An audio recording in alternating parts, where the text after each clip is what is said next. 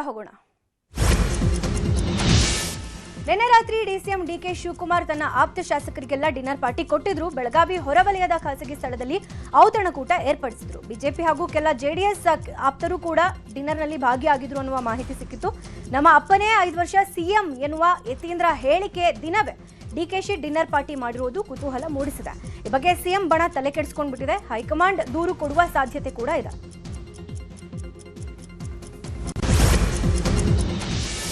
ಕಾಂಗ್ರೆಸ್ನಲ್ಲಿ ನಾಯಕತ್ವ ವಿಚಾರದಲ್ಲಿ ಯಾವುದೇ ಜಗಳ ಇಲ್ಲ, ಲೀಡರ್ಶಿಪ್ ಬದಲಾವಣೆ ಕೂಡ ಇಲ್ಲ ಅಂತ ಹೈಕಮಾಂಡ್ ಕ್ಲಿಯರ್ ಆಗಿ ಹೇಳಿದೆ ಅಂತ ಸಿಎಂ ಸಿದ್ದರಾಮಯ್ಯ ಪುತ್ರ ಯತೀಂದ್ರ ಮತ್ತೆ ಹೇಳಿದ್ದಾರೆ. ಬೆಳಗಾವಿಯಲ್ಲಿ ಮಾತನಾಡಿದ ಪರಿಷತ್ ಸದಸ್ಯ ಯತೀಂದ್ರ, ಹೈಕಮಾಂಡ್ ಏನ್ ಡಿಸಿಷನ್ ತಗೊಳ್ಳುತ್ತೋ ಅದೇ ಅಂತಿಮ ಅಂತ ಹೇಳಿದ್ರು.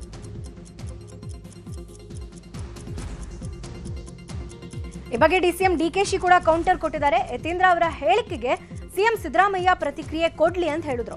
ಇನ್ನು ಇದೇ ವಿಚಾರವಾಗಿ ಆರ್.ವಿ. ದೇಶಪಾಂಡೆ, ಸಚಿವ ಜಮೀರ್ ಅಹಮದ್ ಖಾನ್ ಕೂಡ ಪ್ರತಿಕ್ರಿಯೆ ಕೊಟ್ಟಿದ್ದಾರೆ.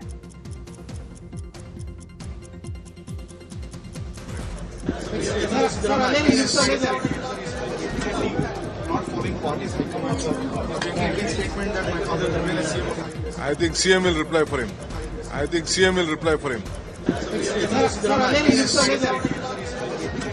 ಇನ್ನು ಇಂದು ಅಥವಾ ನಾಳೆ ಯತೀಂದ್ರ ಅವರ ಜೊತೆಗೆ ಮಾತಾಡ್ತೀನಿ, ಆ ರೀತಿ ಹೇಳಿಕೆ ಕೊಟ್ರೆ ಏನ್ ಲಾಭ ನಷ್ಟ ಅನ್ನೋದ್ರ ಬಗ್ಗೆ ಚರ್ಚೆ ಮಾಡ್ತೀನಿ ಅಂತ ಸಚಿವ ಸತೀಶ್ ಜಾರಕಿಹೊಳಿ ಹೇಳಿದ್ದಾರೆ.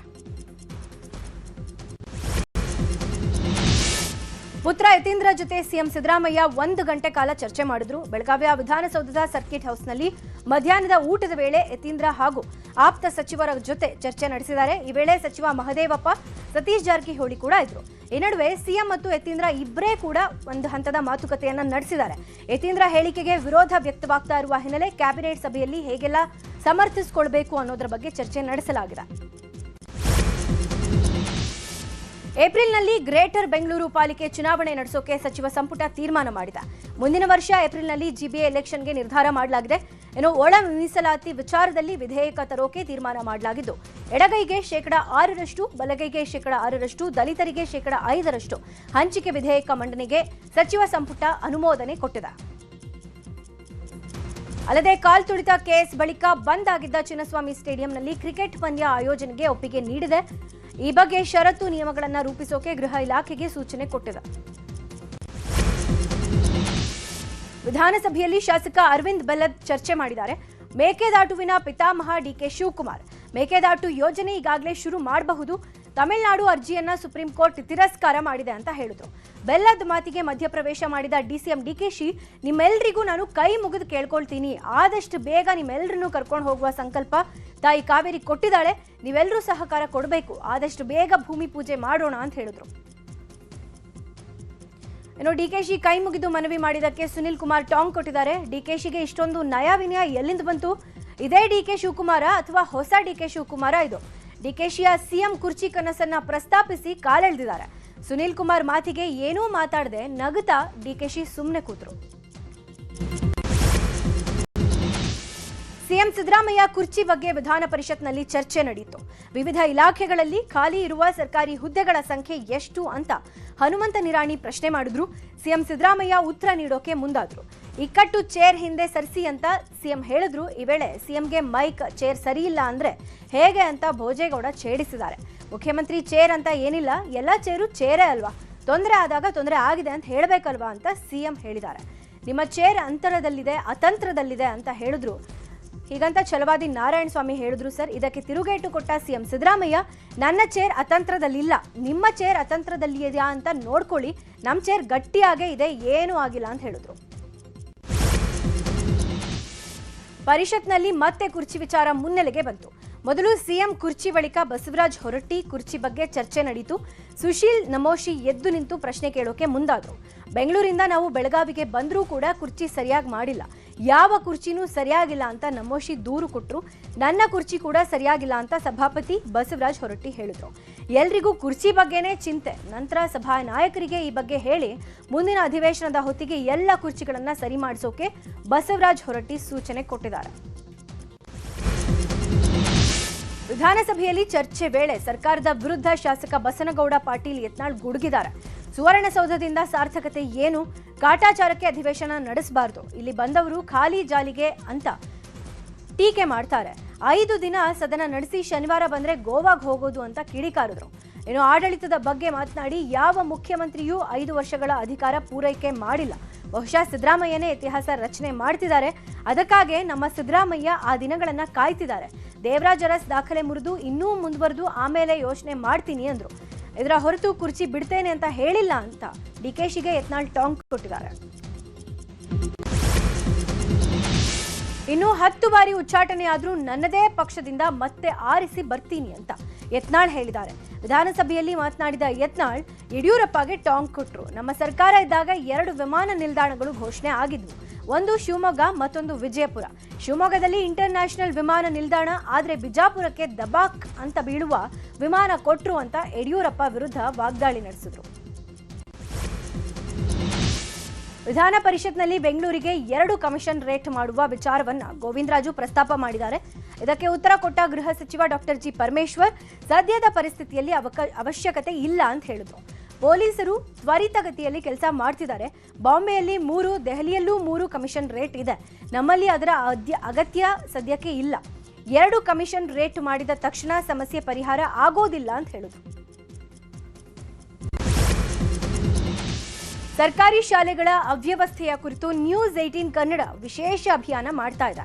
ಮಕ್ಕಳ ಜೀವಕ್ಕಿಲ್ವಾ ಗ್ಯಾರಂಟಿ ಅನ್ನುವ ನಿರಂತರವಾಗಿ ವಿಶೇಷವನ್ನ ವರದಿ ಮಾಡಿ ಸರ್ಕಾರದ ಗಮನ ಸೆಳೀತಾ ಇದೆ. ವಿಧಾನಸಭೆಯಲ್ಲಿ ನ್ಯೂಸ್ 18 ಕನ್ನಡದ ಈ ವಿಶೇಷ ಅಭಿಯಾನದ ವರದಿ ಕೂಡ ಬಿಜೆಪಿ ಶಾಸಕ ಸುರೇಶ್ ಪ್ರಸ್ತಾಪ ಮಾಡಿದ್ದಾರೆ. ಸರ್ಕಾರಿ ಶಾಲೆಗಳನ್ನ ಉಳಿಸುವ ಬಗ್ಗೆ ಇಡೀ ದಿನ ಚರ್ಚೆಗೆ ಅವಕಾಶ ಕೇಳಿದ್ರು. ಈ ವೇಳೆ ಶಿಕ್ಷಣ ಸಚಿವ ಮಧು ಬಂಗಾರಪ್ಪ ಕೂಡ ಚರ್ಚೆಗೆ 1 ದಿನ ಅವಕಾಶ ಕೊಡಬೇಕು ಅಂತ ಸ್ಪೀಕರ್ಗೆ ಮನವಿ ಮಾಡಿದ್ರು. ಇದಕ್ಕೆ ಸ್ಪೀಕರ್ ಯುಟಿ ಖಾದರ್ ಒಪ್ಪಿಗೆ ಕೊಟ್ಟಿದ್ದಾರೆ. ಇದರ ಜೊತೆಗೆ ರಾಜ್ಯದ ಸರ್ಕಾರಿ ಶಾಲೆಗಳ ಹೊಸ ಕೊಠಡಿಗಳಿಗೆ 360 ಕೋಟಿ ರೂಪಾಯಿ, ರಿಪೇರಿಗೆ 100 ಕೋಟಿ, ಸರ್ಕಾರಿ ಶಾಲೆಗಳ ಶೌಚಾಲಯ ನಿರ್ಮಾಣಕ್ಕೆ 90 ಕೋಟಿ ಹಣವನ್ನು ಇನ್ನೆರಡೇ ದಿನದಲ್ಲಿ ಬಿಡುಗಡೆ ಮಾಡೋದಾಗಿ ಶಿಕ್ಷಣ ಸಚಿವ ಮಧು ಬಂಗಾರಪ್ಪ ಅಧಿವೇಶನದಲ್ಲಿ ಸ್ಪಷ್ಟನೆ ಕೊಟ್ಟಿದ್ದಾರೆ. ಪರಪ್ಪನ ಅಗ್ರಹಾರ ಜೈಲಲ್ಲಿ ರಾಜಾತಿಥ್ಯ ಪ್ರಕರಣ ವಿಧಾನ ಪರಿಷತ್ನಲ್ಲಿ ಪ್ರತಿಧ್ವನಿಸಿತು. ಶೂನ್ಯ ವೇಳೆಯಲ್ಲಿ ನಟ ದರ್ಶನ್ ಪ್ರಕರಣವನ್ನ ಬಿಜೆಪಿ ಪರಿಷತ್ ಸದಸ್ಯ ಧನಂಜಯ ಸರ್ಜಿ ಪ್ರಸ್ತಾಪ ಮಾಡಿದ್ದಾರೆ. ಕೈದಿಗಳಿಗೆ ರಾಜಾತಿಥ್ಯ ನೀಡುತ್ತಿರೋ ಸಂಗತಿ ಜಗಜ್ಜಾಹಿರ ಆಗಿದೆ. ರಾಜ್ಯ ಸರ್ಕಾರದ ವೈಫಲ್ಯದಿಂದ ನಗೆಪಾಟಲ ಆಗಿದೆ. ಜೈಲುಗಳ ಸುಧಾರಣೆಗೆ ವರದಿ ಕೊಟ್ಟು ವರ್ಷಗಳೇ ಕಳೆದ್ರೂ ಸಮಿತಿ ಕೊಟ್ಟ ವರದಿ ಸರ್ಕಾರದ ಕಪಾಟಿನಲ್ಲಿ ಧೂಳು ತಿಂತಾ ಇದೆ. ಈಗ ಸರ್ಕಾರ ಮತ್ತೊಮ್ಮೆ ಹೊಸ ಸಮಿತಿ ರಚನೆ ಮಾಡಿ ಆದೇಶಿಸಿದೆ. ಅಧಿಕಾರಿಗಳ ವರ್ಗಾವಣೆಯನ್ನ ಬಿಟ್ಟು ಯಾವುದೇ ಸುಧಾರಣೆ ಆಗ್ತಾ ಇಲ್ಲ. ಸರ್ಕಾರದ ವಿರುದ್ಧ ಹೀಗಂತ ಧನಂಜಯ ಸರ್ಜಿ ವಾಗ್ದಾಳಿ ನಡೆಸಿದರು. ಪರಿಷತ್ನಲ್ಲಿ ಸಿಎಂ ಸಿದ್ದರಾಮಯ್ಯ ಅವರ ಪ್ರಯಾಣದ ವೆಚ್ಚದ ಬಗ್ಗೆ ಚರ್ಚೆ ಆಗಿದೆ. ಈ ಬಗ್ಗೆ ಎನ್ ರವಿಕುಮಾರ್ ಪ್ರಶ್ನೆಗೆ ಸರ್ಕಾರ ಉತ್ತರ ಕೊಟ್ಟಿದೆ. 2023ರಿಂದ ಅಂದ್ರೆ ಸಿಎಂ ಆದಾಗಿಂದ 2025ರ ನವೆಂಬರ್ವರೆಗೆ 47 ಕೋಟಿ 38 ಲಕ್ಷ 24,347 ರೂಪಾಯಿ ಖರ್ಚಾಗಿದೆ ಅಂತ ತಿಳಿಸಿದೆ. ರಾಜ್ಯದ ಬಹುತೇಕ ಜಿಲ್ಲೆಗಳಿಗೆ ಹೋಗೋಕೆ ಹೆಲಿಕಾಪ್ಟರ್, ವಿಮಾನ ಬಳಕೆ ಮಾಡಲಾಗಿದೆ. ಅಲ್ಲದೆ ದೆಹಲಿ, ಹೈದರಾಬಾದ್, ಚೆನ್ನೈ ಸೇರಿದಂತೆ ವಿವಿಧೆಡೆ ಓಡಾಟದ ಖರ್ಚು 47 ಕೋಟಿ ಆಗಿದೆ ಅಂತ ತಿಳಿಸಿದೆ. ಮಹದೇವಪುರ ಕ್ಷೇತ್ರದ ವಾಜಪೇಯಿ ಜಂಕ್ಷನ್ ರಸ್ತೆ ಸಂಪೂರ್ಣ ಹದಗೆಟ್ಟಿದ್ದು. ಈ ಬಗ್ಗೆ ನ್ಯೂಸ್ 18 ನಮ್ಮ ಬೆಂಗಳೂರಲ್ಲಿ ವಿಸ್ತೃತ ವರದಿ ಪ್ರಸಾರ ಮಾಡಿತ್ತು. ಇದೀಗ ಈ ವರದಿ ಮುಖ್ಯಮಂತ್ರಿಗಳ ಕಚೇರಿಯನ್ನು ತಲುಪಿದೆ. ನ್ಯೂಸ್ 18 ವರದಿ ಉಲ್ಲೇಖಿಸಿ ಮುಖ್ಯಮಂತ್ರಿಗಳ ವಿಶೇಷ ಕರ್ತವ್ಯಾಧಿಕಾರಿ ತಕ್ಷಣವೇ ಕ್ರಮ ಕೈಗೊಳ್ಳುವಂತೆ ಬೆಂಗಳೂರು ಪೂರ್ವ ನಗರ ಪಾಲಿಕೆ ಆಯುಕ್ತ ರಮೇಶ್ಗೆ ಪತ್ರ ಬರೆದಿದ್ದಾರೆ. ರೇಣುಕಾಸ್ವಾಮಿ ಕೊಲೆ ಆರೋಪಿ ದರ್ಶನ್ ನಟನೆಯ ಡೆವಿಲ್ ಸಿನಿಮಾ ರಾಜ್ಯದಾದ್ಯಂತ ರಿಲೀಸ್ ಆಗಿದೆ. 500ಕ್ಕೂ ಹೆಚ್ಚು ಥಿಯೇಟರ್ಗಳಲ್ಲಿ ಡೆವಿಲ್ ಚಿತ್ರ ರಿಲೀಸ್ ಆಗಿದೆ. ಡೆವಿಲ್ ಸಿನಿಮಾಗೆ ಅಭಿಮಾನಿಗಳು ಫುಲ್ ಮಾರ್ಕ್ಸ್ ಕೊಟ್ಟಿದ್ದಾರೆ. ಕರ್ನಾಟಕದ ಎಲ್ಲೆಡೆ ಡೆವಿಲ್ಗೆ ಸಖತ್ ರೆಸ್ಪಾನ್ಸ್ ಸಿಕ್ಕಿದೆ. ಇನ್ನು ಥಿಯೇಟರ್ ಬಳಿ ದರ್ಶನ್ಗೆ ಜೈಕಾರ ಕೂಗಿ ಪಟಾಕಿ ಹಚ್ಚಿ ಸಂಭ್ರಮ ಪಟ್ಟಿದ್ದಾರೆ ಫ್ಯಾನ್ಸ್. ಮೊದಲ ದಿನವೇ ಬಾಕ್ಸ್ ಆಫೀಸ್ನಲ್ಲಿ ಡೆವಿಲ್ ಭರ್ಜರಿ ಗಳಿಕೆ ಮಾಡಿದೆ.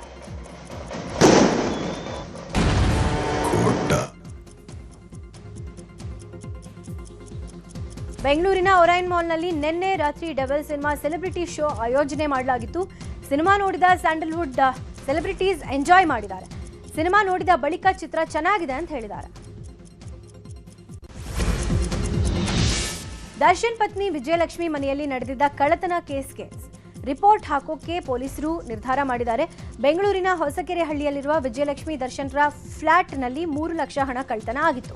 ಈ ಸಂಬಂಧ ಮನೆ ಕೆಲಸದವರ ಮೇಲೆ ಅನುಮಾನ ಪಟ್ಟು ವಿಜಯಲಕ್ಷ್ಮಿ ದರ್ಶನ್ರ ಮ್ಯಾನೇಜರ್ ಸಿಕೆ ಅಚ್ಚುಕಟ್ಟು ಠಾಣೆಗೆ ದೂರನ್ನ ನೀಡಿದ್ರು. ದೂರಿನ ಅನ್ವಯ ತನಿಖೆ ನಡೆಸಿದ ಪೊಲೀಸರಿಗೆ ಸೂಕ್ತ ಸಾಕ್ಷ್ಯಗಳು ಸಿಕ್ಕಿಲ್ಲ. ಈ ಬಗ್ಗೆ ವಿಜಯಲಕ್ಷ್ಮಿ ದರ್ಶನ್ಗೆ ನೋಟಿಸ್ ಕೊಟ್ಟು ವಿಚಾರಣೆಗೆ ಕರೆದ್ರೂ ಕೂಡ ಅವರು ಕ್ಯಾರೆ ಅನ್ನದೆ ವಿಚಾರಣೆಗೆ ಹಾಜರಾಗಿಲ್ಲ. ಕಳ್ಳತನ ಬಗ್ಗೆ ಸುಳಿವು ಸಿಗದ ಕಾರಣ ಹಾಗೂ ವಿಜಯಲಕ್ಷ್ಮಿ ತನಿಖೆಗೆ ಸಹಕರಿಸದ ಕಾರಣ ಪ್ರಕರಣ ಸಂಬಂಧ ಸಿ ರಿಪೋರ್ಟ್ನಲ್ಲಿ ಸಲ್ಲಿಸಲು ಪೊಲೀಸರು ಮುಂದಾಗಿದ್ದಾರೆ. ಅತ್ಯಾಚಾರ ಪ್ರಕರಣ ವಿಚಾರಣೆ ಬೇರೆ ಕೋರ್ಟ್ಗೆ ವರ್ಗಾಯಿಸುವಂತೆ ಪ್ರಜ್ವಲ್ ರೇವಣ್ಣ ಸುಪ್ರೀಂ ಕೋರ್ಟ್ಗೆ ಅರ್ಜಿಯನ್ನ ಸಲ್ಲಿಸಿದ್ರು. ಮುಖ್ಯ ನ್ಯಾಯಮೂರ್ತಿ ಸೂರ್ಯಕಾಂತ್ ನೇತೃತ್ವದ ಪೀಠದಲ್ಲಿ ಅರ್ಜಿ ವಿಚಾರಣೆ ನಡೆದಿದೆ. ಪ್ರಜ್ವಲ್ ರೇವಣ್ಣ ವಿರುದ್ಧ ಲೈಂಗಿಕ ಕಿರುಕುಳ, ಅತ್ಯಾಚಾರ ಸೇರಿದಂತೆ ವಿವಿಧ ಗಂಭೀರ ಆರೋಪಗಳ ಮೇಲೆ ಹಲವು ಪ್ರಕರಣಗಳು ದಾಖಲಾಗಿವೆ. ಈ ಹಿನ್ನೆಲೆ ಅರ್ಜಿಯನ್ನ ಕೋರ್ಟ್ ವಜಾಗೊಳಿಸಿದೆ.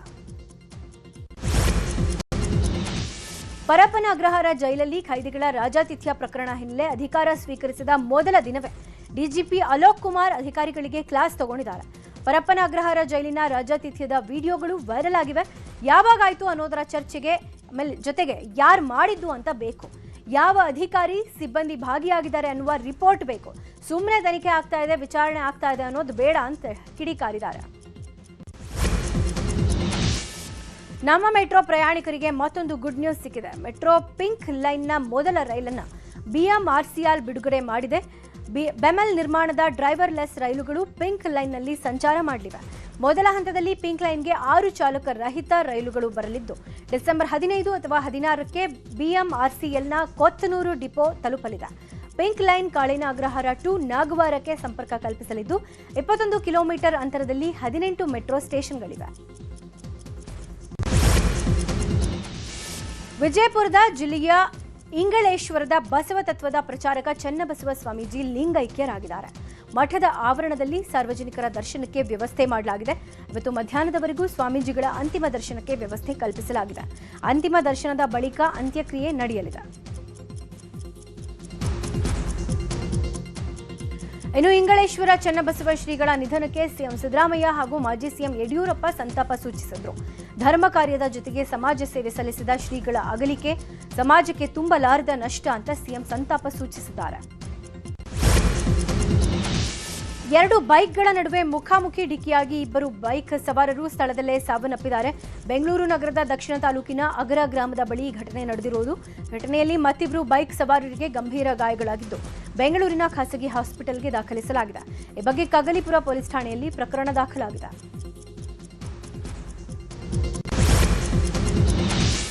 ಇಂಡಿಗೋ ವಿಮಾನ ಸಂಚಾರದಲ್ಲಿ ವ್ಯತ್ಯಯ ಆಗಿರೋದ್ರಿಂದ ಸಾಕಷ್ಟು ಸಮಸ್ಯೆ ಆಗಿತ್ತು. ಇದೀಗ ಡಿಸೆಂಬರ್ 3ರಿಂದ 5ರ ನಡುವೆ ವಿಮಾನ ಟಿಕೆಟ್ ಬುಕಿಂಗ್ ಮಾಡಿ ಸಂಕಷ್ಟಕ್ಕೆ ಸಿಲುಕಿದ್ದ ಪ್ರಯಾಣಿಕರಿಗೆ ಇಂಡಿಗೋ ಸಂಸ್ಥೆ ಪರಿಹಾರ ಘೋಷಣೆ ಮಾಡಿದೆ. ಟಿಕೆಟ್ ರದ್ದಾಗಿ ತೊಂದರೆ ಅನುಭವಿಸಿದ ಗ್ರಾಹಕರಿಗೆ 10,000 ರೂಪಾಯಿಯ ಪ್ರಯಾಣದ ಓಚರ್ಗಳನ್ನು ನೀಡೋದಾಗಿ ಇಂಡಿಗೋ ಘೋಷಣೆ ಮಾಡಿದೆ. 1 ವರ್ಷದ ಅವಧಿಯಲ್ಲಿ ಇಂಡಿಗೋ ವಿಮಾನಕ್ಕೆ ಓಚರ್ ಬಳಸಬಹುದಾಗಿದೆ.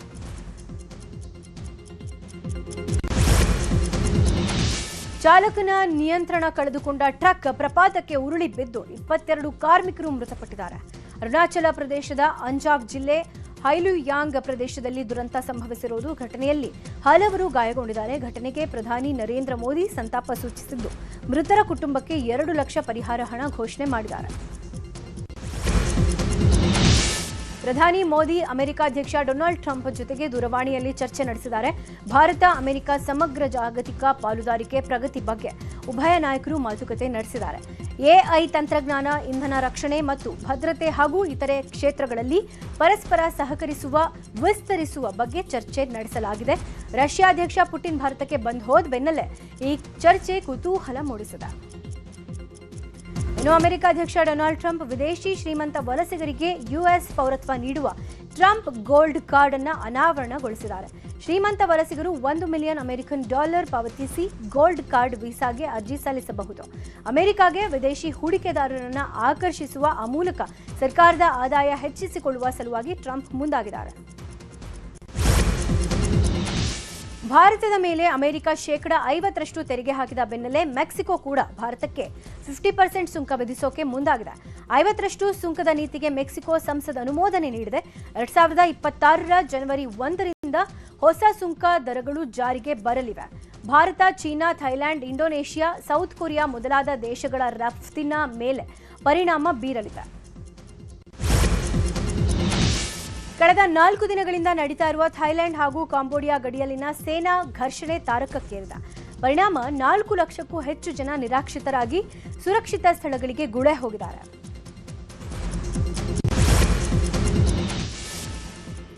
ಭಾರತ ಮತ್ತು ದಕ್ಷಿಣ ಆಫ್ರಿಕಾದ ವಿರುದ್ಧದ 2ನೇ ಟಿ20 ಪಂದ್ಯದಲ್ಲಿ ದಕ್ಷಿಣ ಆಫ್ರಿಕಾ 51 ರನ್ಗಳ ಭರ್ಜರಿ ಜಯ ದಾಖಲಿಸಿದೆ. ಟಾಸ್ ಸೋತು ಬ್ಯಾಟಿಂಗ್ ಮಾಡಿದ ದಕ್ಷಿಣ ಆಫ್ರಿಕಾ 20 ಓವರ್ಗೆ 4 ವಿಕೆಟ್ ನಷ್ಟಕ್ಕೆ 213 ರನ್ ಗಳಿಸಿತ್ತು. 214 ರನ್ಗಳು ಗುರಿ ಬೆನ್ನತ್ತಿದ್ದ ಭಾರತ ತಂಡ ಆರಂಭಿಕ ಆಘಾತ ಅನುಭವಿಸಿದೆ. ಮಧ್ಯಮ ಕ್ರಮಾಂಕದಲ್ಲಿ ಬಂದ ತಿಲಕ್ ವರ್ಮಾ ಏಕಾಂಗಿ ಹೋರಾಟ ನಡೆಸಿದ್ರೂ ಕೂಡ ಫಲಿಸೋಕೆ ಆಗಲಿಲ್ಲ. ಇನ್ನು ಕೊನೆಯಲ್ಲಿ ಭಾರತ 162 ರನ್ಗಳಿಗೆ ಸರ್ವಪತನ ಕಂಡಿತು. ಈ ಮೂಲಕ 5 ಪಂದ್ಯಗಳ ಸರಣಿಯಲ್ಲಿ 1-1 ಅಂತರದಲ್ಲಿ ಸಮಬಲ ಸಾಧಿಸಿದೆ.